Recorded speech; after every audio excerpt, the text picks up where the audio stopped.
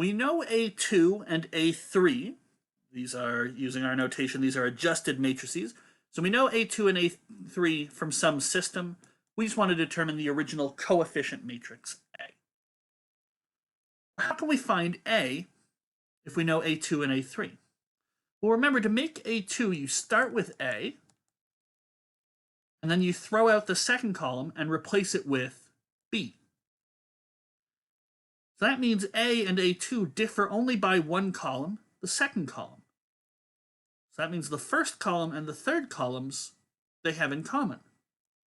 So that gives me sort of a look at what A can be. A has to have a first column of 1, 3, negative 2, and a third column of negative 3, 7, 1.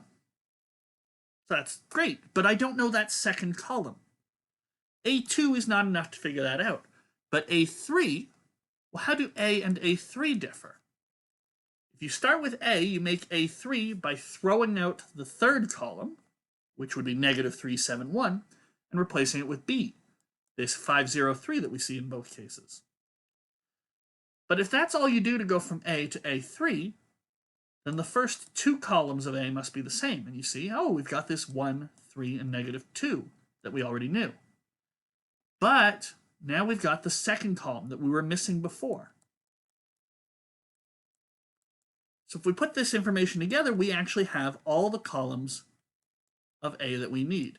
If you give any two different system-adjusted matrices, you can recover the original coefficient matrix A. And at the same time, by the way, figure out that what B is, 5, 0, 3 in this case. So we could actually recover the full system just given these two matrices.